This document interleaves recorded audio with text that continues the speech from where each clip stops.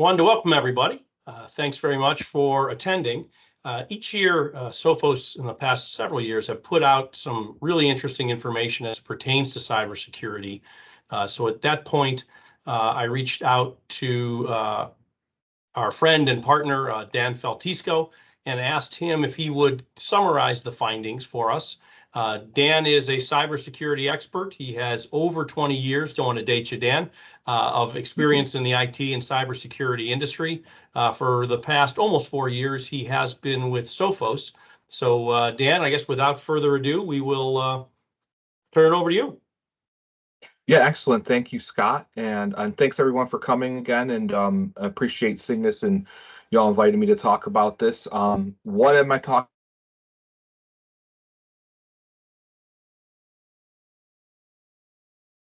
An annual report that we do. If you want to go to the next slide, I'll talk a little bit about what that report is and the methodology here. So this is actually our 5th year running this report. We partner with a research firm named Vance & Bourne to do this report every year. So this is not a Sophos survey that gets sent out to Sophos employees. This is a third party. You're sharing your screen there. Sorry about that. Yeah, that's all good. This is a third-party research firm, and they're interviewing organizations of all sizes, all verticals, anywhere from 100 employee count up to 5,000 employee count, and that's across multiple countries as well. You see, we get the most number of respondents from the U.S., right? But this is a global survey. Sophos is a global company, so we want to have a global view of where ransomware is being conducted. This particular survey took place over the course of 6 weeks between January and February of this year. And so the results are pretty fresh. In fact, literally got this about 2 weeks ago, this report. So happy to share and reflect on some of the findings from this report. If we want to go to the next slide, we'll get started. So the good news is ransomware is down.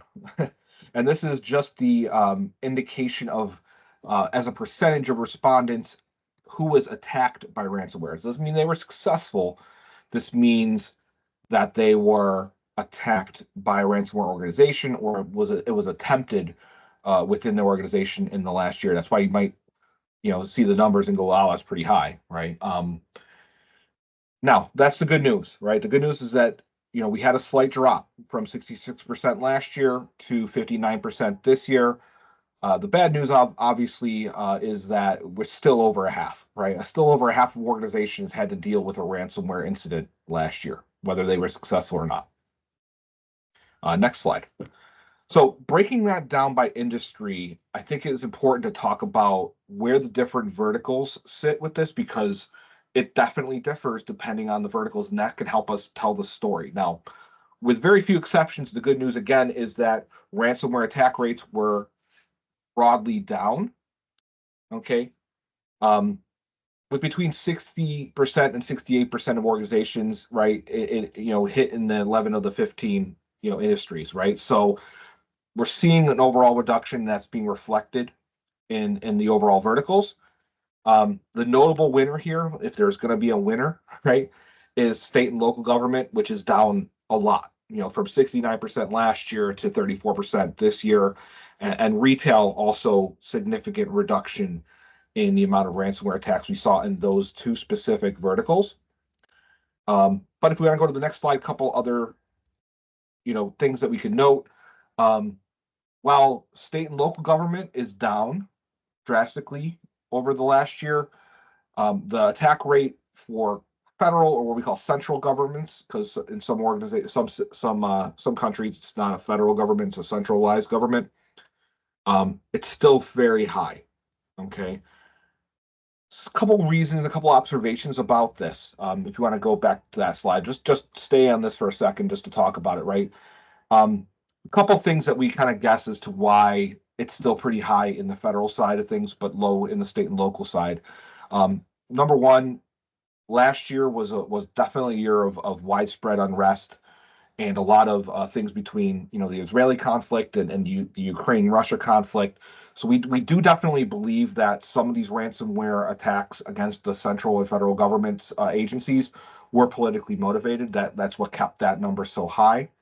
And on the flip side, why is state and local gone down so much? Well, it's definitely been a shift in approach. Over the past couple of years, there's been a lot of hardening of state and local governments against ransomware attacks specifically, coupled with there's a lot of limitations in state and local governments in the ability to pay the ransom.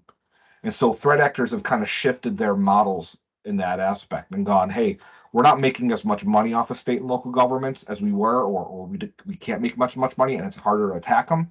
So we're going to shift our focus to other organizations, right? So just a little bit of context behind why we think these numbers are what they are. All right, moving on to a couple other things about the industry numbers, right? The biggest reduction in the highest individual rate of attack occurred in that lower education space, as I mentioned before, had that 80% reduction. The education sector is no longer the highest, right?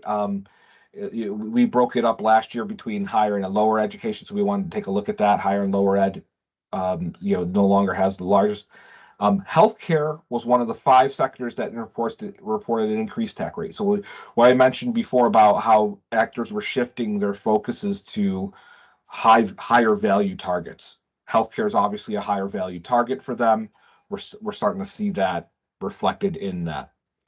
And IT, telecoms, and technology is one vertical. It's no longer the lowest rate of attack. We had that upgrade from 50% last year to 55% this year. Now, so shifting onto some of the verticals and by industry where things were attacked, looking at the root cause, how did this happen? So in 99% of the time, the organizations that we polled, they were actually able to identify the root cause of the attack, which is actually really good. Finding out how this happened is the key to stopping it from happening in the future, correct? So 99% of the time, the organizations that were hit were able to identify the root cause, and the root causes by ranking still haven't changed from year to year. Even though they have shifted a little bit, like malicious emails now are a little bit more prevalent than they were last year. Still, the number one cause was exploited vulnerabilities, followed by compromised credentials. So that means somebody's actually logging in using a credential that they were able to get.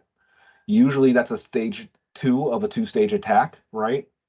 And how does stage 2 get started? Well, it's usually through either a phishing email, as you can see that has gone down, but more likely a malicious email with an attachment or a file in it that was downloaded, or a link that was clicked on that took you to some place where it tried to gather your credentials from that. So just some more information about the percentage of the attacks and how they occurred. And again, the biggest one of all of them is exploited vulnerability. So what they're doing is they're taking advantage of unpatched systems that are out there that are running older software, maybe software that's no longer supported. We saw that, and we saw that definitely being more prevalent in the last year.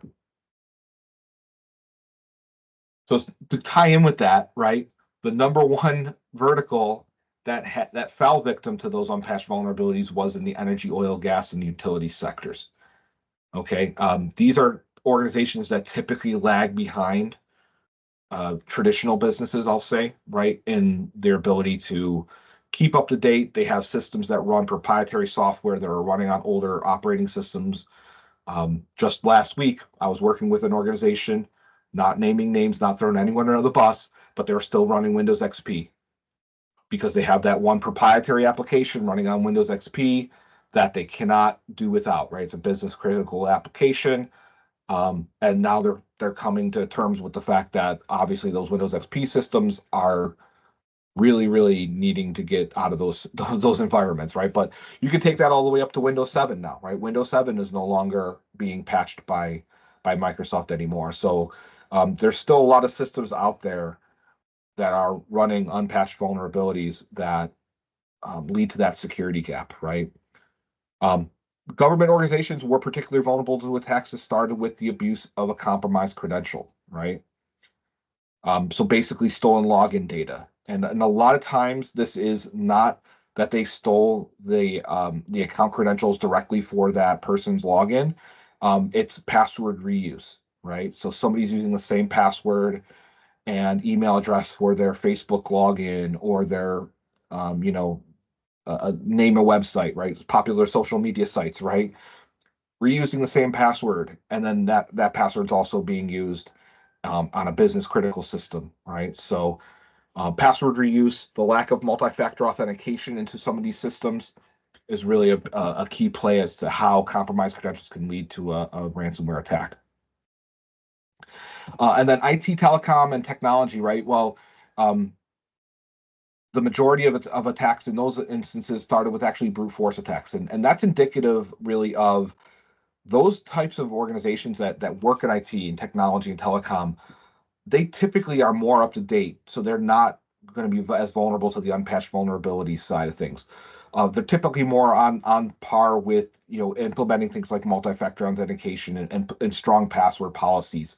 So they're not going to be as susceptible to things like compromised credentials and things like that. So it was interesting to see that those organizations that do protect themselves against those major factors, right? Not only are they more susceptible to being protected, but also they're still susceptible to brute force. All right, moving on. So we talked about how exploitive vulnerabilities was the number one threat vector. Okay. Why was it the number one threat vector, and why is it so important to talk about that as a threat vector? Well, the main reason why is because what we saw from this report was organizations that where the attack started with an exploited vulnerability, they had the most severe impact to their business, right? Across all three major points, like backup compromise, where did they try to compromise your backups before they launched ransomware? Yes or no, right? Were they able to actually encrypt the data, which is the second thing, the data encryption rate, actually being successful in encrypting data 67% of the time versus 43% of the time when it started with the next more popular attack like compromised credentials, right? And then that led to the propensity to pay the ransom being higher, right? So 71% of the time when the attack started with an exploited vulnerability, the organization paid the ransom in some way or form versus only 45% when it started with something like compromised credentials. So important to note the impact that having an exploited vulnerability has on your environment. Next slide. And that leads to overall costs, right, being higher too. So the average cost of the recovery when it started with an exploited vulnerability was $3 million versus only 750K, right? I know that's still a big number. A lot of organizations kind of balk at that, right? But only 750K when it started with like something like compromised credentials, right?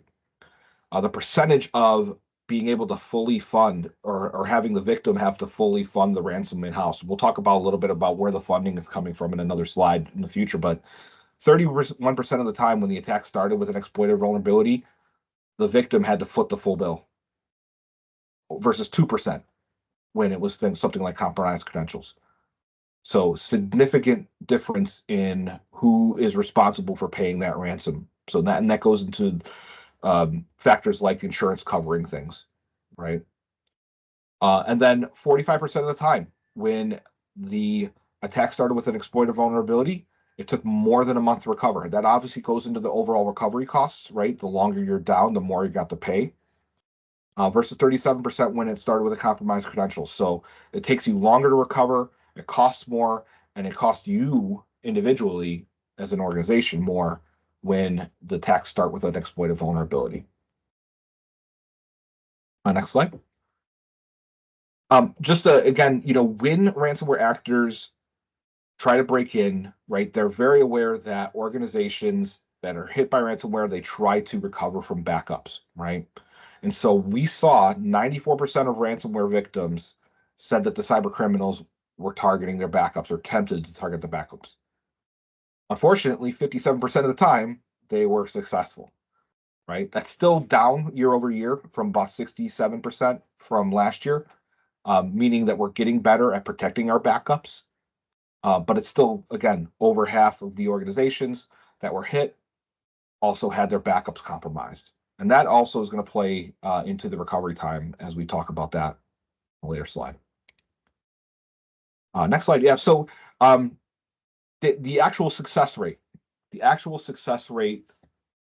state and local government, even though they were the lowest amounts targeted, the actual success rate was the highest, 98% of the time. So they were only targeted 34% of the time, or only 34% of organizations in the state and local government organizations were targeted last year. However, they had the highest rate of encryption, meaning when they were targeted, the actors were successful at least at some point. The lowest was financial services, followed by retail. And we can attribute that a lot, especially in the financial services side of things, to the compliance requirements and other things like that for protecting data integrity, protecting logins.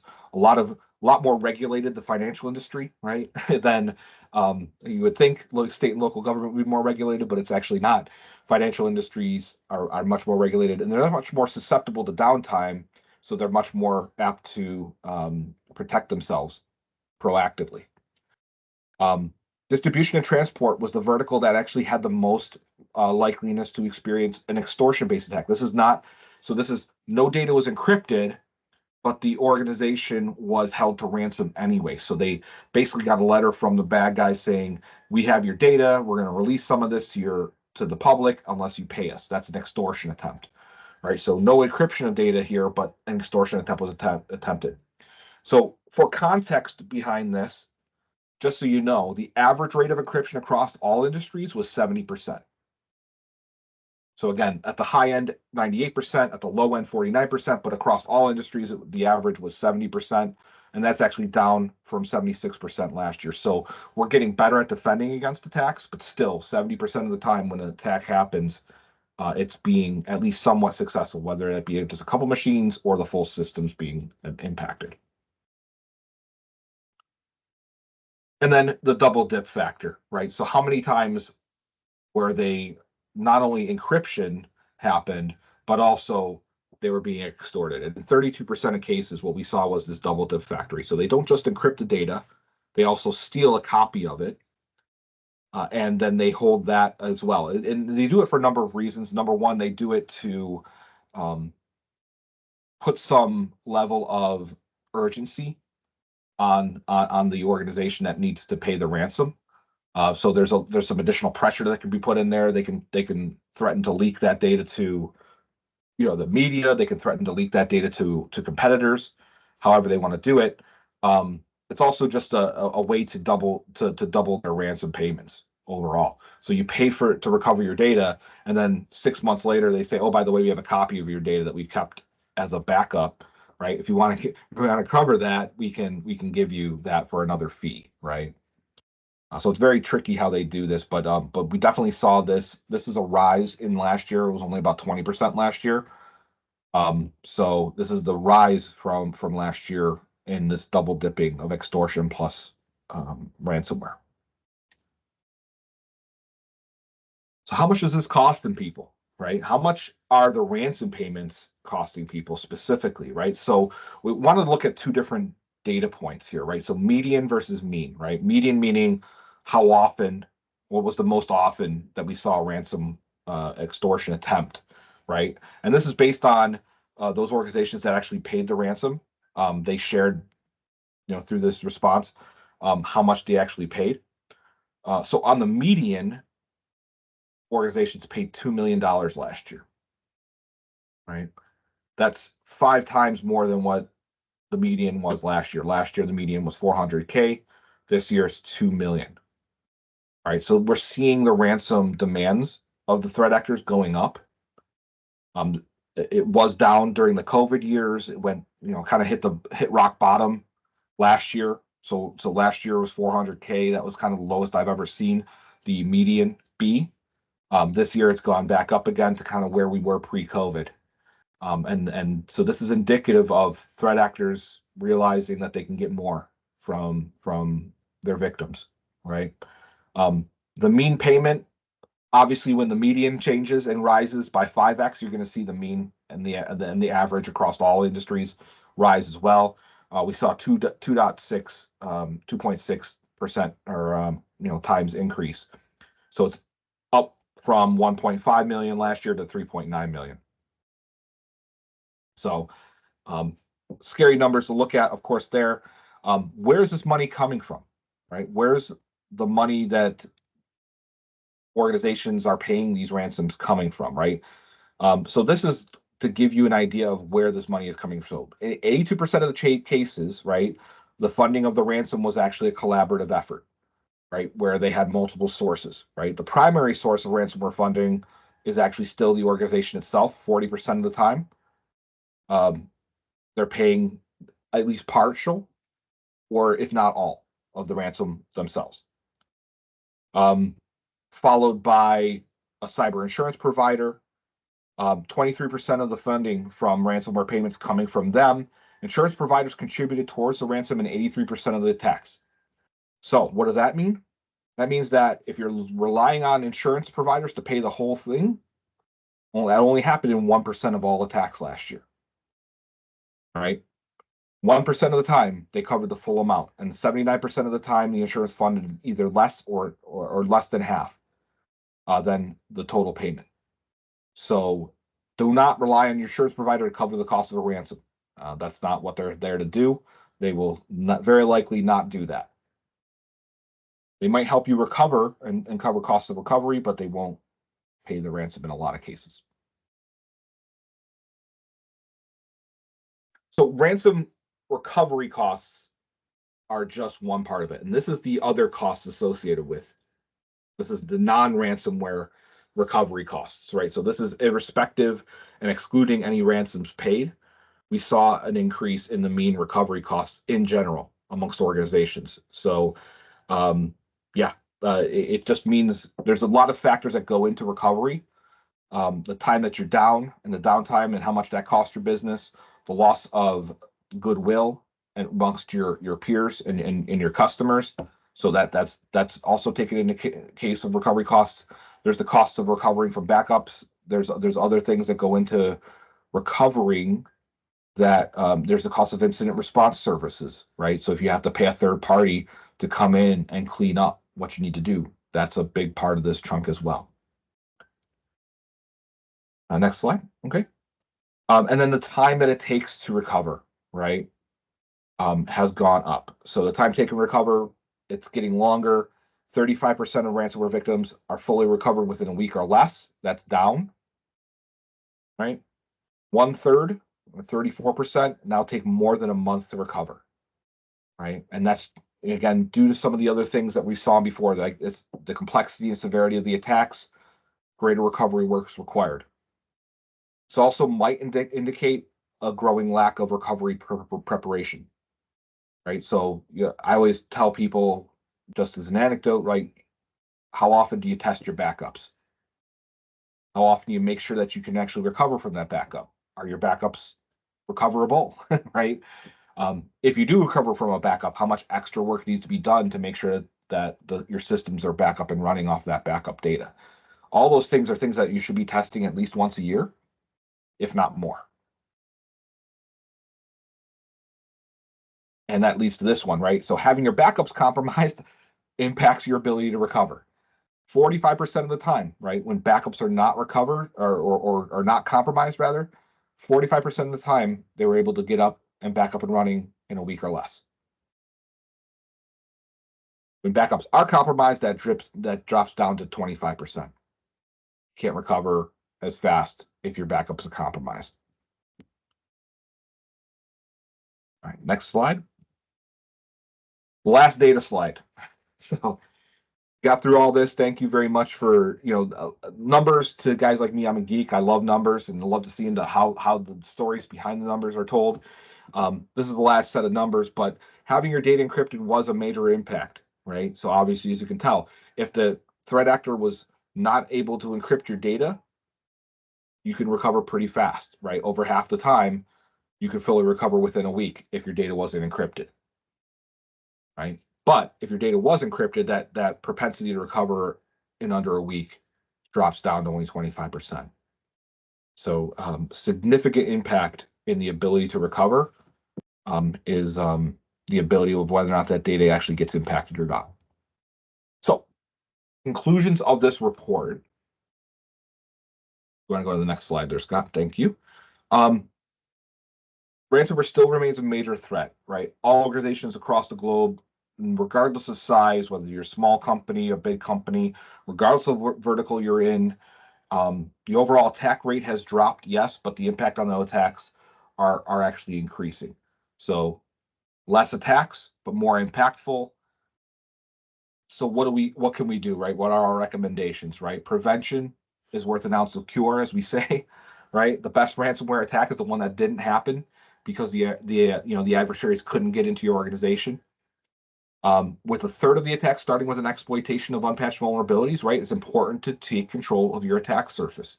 Understand what you have and have a risk-based prioritization of patching. Using MFA, multi-factor authentication, helps limit credential abuse. Having a good strong password policy in place where you're not reusing passwords. Use a password manager. I use a password manager personally, right? I don't even know what my passwords are 99% of my sites out there because it's a 20-character long obfuscated hash, right? Use a password manager. It makes it easier for even people that don't want to have to worry about their passwords can do. User training to detect and respond to phishing emails and phishing attempts, and not, knowing when not to click a link or do something like that is also key. You follow up prevention with strong protections, right? Nothing is going to prevent 100% every time. You still have the human factor. You still have a lot of different factors. So we want to focus again. The next step is protection, right? Foundational security, endpoint, email, firewall technologies. Okay. Endpoints in particular are the primary destination of ransomware actors. So you want to make sure your endpoint solution is well defended. If you can, include dedicated anti-ransomware protections to stop and roll back malicious encryption, right? Moving on from protection to detection and response, right? The sooner you stop an attack, the better, right? It's not attacks of this nature aren't an automatic thing. They're not, even if they're script based, that script still follows what we call a chain of command or a kill chain. And identifying indicators earlier on in the attack can help you neutralize that adversary inside your environment before it gets to the point where you might have to rely on your protection on the endpoint to kick in, right? And then planning and preparation. So having an incident response plan that you are well versed in deploying will greatly improve your outcome when you are attacked. Notice I didn't say if, I said when. You have to have that mentality, right? You have to plan for an attack as if it's inevitable. Okay. Regularly practice restoring data from backups to ensure that you can restore those. Ensure that your backups are solid and that you are not susceptible to actors getting access to those backups, right? Because again, as you saw, the data suggests that actors are pretty successful in encrypting the backups as well, and that does hamper your ability to recover. So having a strong incident response plan to kind of wrap everything up, right? Know who to call. Okay. Scott, I'll let Really, you Dan, start at this point, section. I think a lot of the people are probably asking, well, what can you guys do to help? And this is something that I put together where NIST is the National Institute of Standards and Technology, and they've got a cybersecurity framework that we like, and it's in this circular pattern. A lot of this will kind of coincide with some of the things that Dan spoke about, but it really starts with the identify. And that the initial piece is understanding through kind of an assessment / evaluation of your current situation. It's like when you go to the doctor, they run some tests to kind of determine your current state of health. And that's what we would tend to suggest. A lot of the tools that have been out there in the past that continue to advance, as well as some new things, are in that area of protection. Things that Dan talked about: managed firewall, managed endpoint protection, email phishing training for your staff, to address the vulnerabilities, making sure that things are patched appropriately, multi-factor authentication, etc. Really not till relatively recently have there been tools in this detect and respond area. And really, Sophos, we lean on them a lot with their solution that ties into their products, whereby they've got artificial intelligence as part of the solution that looks at all of the traffic going across the network and then scores that based on an algorithm within the artificial intelligence. And then when they see things that are of concern, they literally feed that to a team of security experts that Sophos has built up over the years to where they have now over 500 cybersecurity experts that will put human eyes to the situation and intercede on your behalf.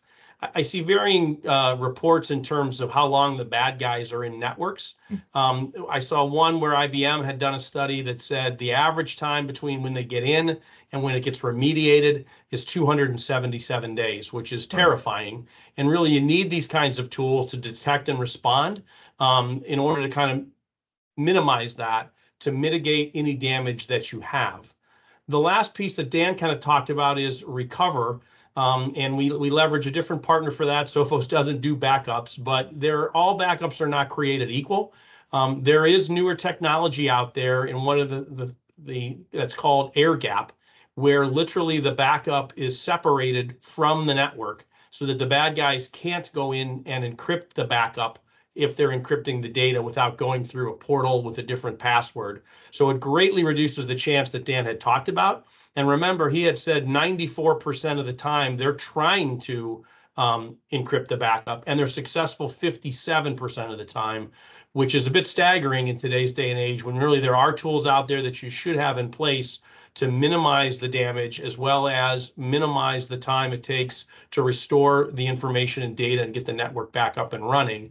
And then also back to that, identify again, Sophos within their endpoint protection has root cause analysis, which helps us to identify should someone get in, where that breach occurred so that we can try and shore that up and tighten it up to continually improve the process.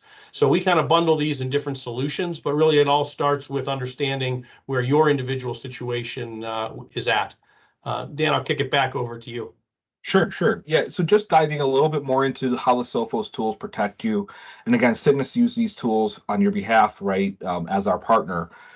So just to understand where these tools are positioned to help, in the protect, detect, and respond side of this, to that NIST framework, right?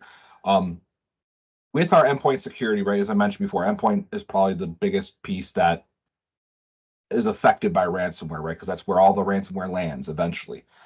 We have tools to help reduce your threat exposure, whether between web-based content filtering to application filtering, optimal configuration capabilities, and then we have our malicious activity detections, right? So this is our machine learning and our AI, whatever you want to use from, we've been doing machine learning for 10 plus years now. Now the buzzword is AI, right? AI everything, right? But basically what we're looking for behaviors, not just threats, not just things that are static detections that match a signature. We're looking for malicious behavior and able to block and prevent that. I'll have an example in the next slide of how we do that for specifically ransomware, right? But we couple that, and then as we move up the chain, right? So we have now, and this is recently added to our endpoint technology, something called adaptive response capabilities. So as we've see activity that looks like threat actor activity, we're dynamically scaling up the protections on an endpoint. Examples could be we could see some certain indicators of an attack being staged and block access for that particular system to boot into safe mode, right? Why would we want to do that? Well, guess what threat actors like to do to try to get around antivirus, right? They'll boot into safe mode because antivirus is not loaded in safe mode, right? So that's just one example of the adaptive attack protection that we have now, and that was added over the last 6 months. But still, we have that XDR and MDR capabilities to round out that thing, because no prevention tools in the existence of all tools that ever existed, and I know I'm a cybersecurity representative here, No tool is ever 100% effective on its own. You still need a human being and a team of human beings that can look at anomalous data in an environment and make a determination of whether that is actually indicative of a malicious attack or not. Until AI gets to the point where it's taking all of our jobs, then that's the moot point, but that's hopefully not in any time when I'm alive, right? So next slide, it talks a little bit about our ransomware protection specifically. It's a technology we call CryptoGuard. It's unique to the industry. It's behavioral based. So this is something that is really good at stopping attacks irrespective of new attack vectors and irrespective of source, right? We're looking for the signs of encryption, not the actual encryption process itself. So what we're doing is we're keeping a copy of changes made to files, looking for that encryption type behavior. If we see a process that's running an encryption type of behavior, whether that be remote, intermittent encryption, which is like locking files in series, right? Boot level encryption, where they're trying to do something called, and this is more indicative of something called a wiper malware, where they'll try to wipe the whole system and try to encrypt the whole system. In the wiper variants, we see is they encrypt the whole system, but they don't even ask for a ransom. They just have encrypted your system and now it's a brick, right? Heavily used in nation state attacks, less so in commercial, right? Or in normal day-to-day businesses, right? But we have protections and we have behavioral detections for all those types of attacks. If we see those types of attacks, again, we're keeping a copy of the file changes being made to those files, so we can actually terminate the process and roll back the encrypted file back to its as known good state. Again, I can't speak enough about this because it is definitely unique in the industry. I'm not just saying that because I'm a Sophos employee. I've been around the block. I've worked for 5 other vendors in this space, and Sophos does anti-ransomware better than anyone else. One of the reasons why Cygnus uses it. Next is, again, going into that XDR and MDR side of things, right? So gathering data about anomalous activity in your environment, and then making sense of that, right? Yes, we do use machine learning and AI, but at some point, with our MDR service especially, that is being looked at by an actual human being and a team of human beings. As Scott mentioned, we have 500 analysts, data scientists, et cetera, across the world, 7 different security operations centers located globally. So we do follow the sun. So if something happens at Sunday at 3 a.m., we're on it. We have a team that's already looking at it.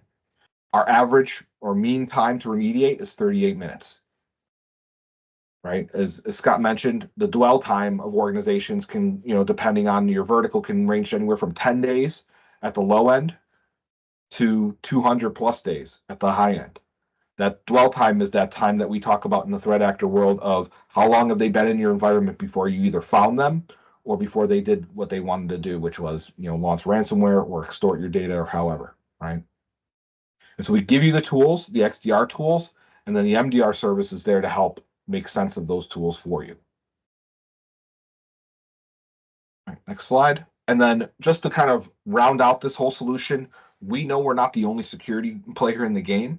And so we have integrations with a wide variety of third parties, including some that are included like Microsoft and Google Workspace, so that we can ingest data from those sources. Overall, that makes us better at detecting things that are anomalous in your environment, and it's better at protecting you. So if you have, if you're using any of these third-party integrations or using any of these third-party solutions, know that we can ingest those for the purposes of making that service more holistic in your environment. And with that, Scott, take over for next steps. Yes, just got a couple more here. So really, what do you do? And what we are offering is a no-charge cybersecurity assessment. You remember we talked about kind of understanding your current situation first. So what will happen is one of our team members, along with an engineer, would come down to your site, take a look at your situation, have some questions for you. Then we go back, compile some information, and we'll review the findings with you.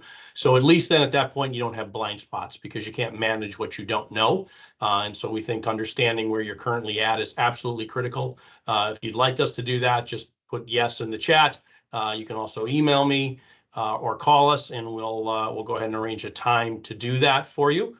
Can't understate the importance of that enough. We also put a copy of the report. You guys can all get it on our website. So it's thecygnussystems.com/whitepapers.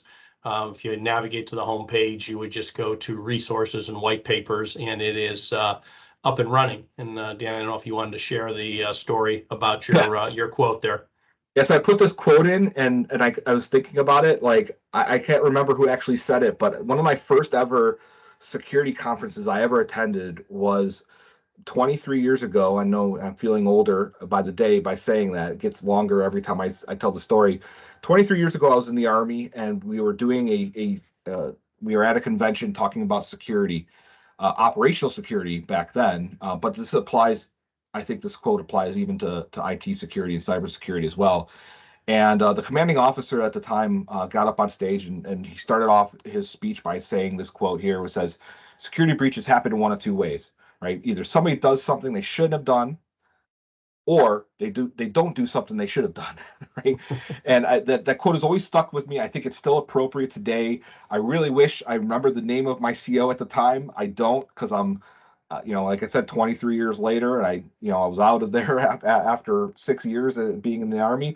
But that quote sticks with me longer than the person does, and I hope you remember it too.